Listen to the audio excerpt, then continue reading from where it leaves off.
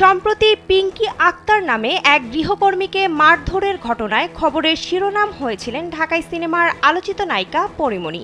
এরপর তার বিরুদ্ধে মামলা দায়ের করেন পিঙ্কি। সামাজিক যোগাযোগ মাধ্যমে যা নিয়ে তৈরি হয় নানা রকম আলোচনা সমালোচনা। এবার মানহানিকর ও কুৎসা রটনার অভিযোগে তার বিরুদ্ধে পাল্টা মামলা করলেন পরী। 23 এপ্রিল ঢাকার সাইবার ট্রাইব্যুনালে বিচারক নূরে আলমের আদালতে মামলাটি দায়ের করেন পরীমণি। অভিনেত্রীর অভিযোগ, অনলাইনে কুৎসা রটনা করে তার মানহানি করেছে সাবেক গৃহকর্মী পিঙ্কি আক্তার। স্যান্ডেলিনা সো, রূপচর্চায় আভিজাত্য। আদালত বাদীর জবানবন্দি রেকর্ড করে আগামী 8 জুলাই এ বিষয়ে তদন্ত করে ভাটারা থানায় ভারপ্রাপ্ত কর্মকর্তাকে প্রতিবেদন দাখিলের নির্দেশ দেন।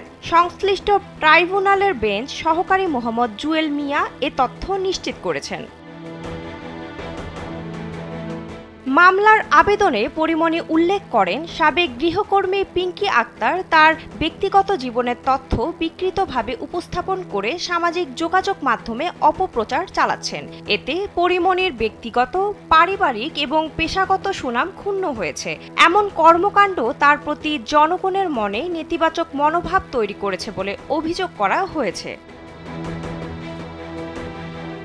বেশ কিছুদিন আগে পরীমণির সাবেক গৃহকর্মী পিঙ্কি আক্তার একটি ভিডিও বার্তায় পরীর বিরুদ্ধে নানা অভিযোগ তুলে ধরেন। ভিডিওটিতে গৃহকর্মী বলেন, প্রায় সময় তাকে মারধর ও গালাগালি করতেন এই নায়িকা। অভিনয় জগতের চেয়ে ব্যক্তিগত জীবন নিয়ে প্রায় সময় আলোচনায় থাকেন অভিনেত্রী পরীমণি। এবারও তার ব্যতিক্রম হলো না। মামলার মাধ্যমে আবারও সংবাদের শিরোনাম হলেন তিনি। বিনোদন ডেস্ক, কালবেলা।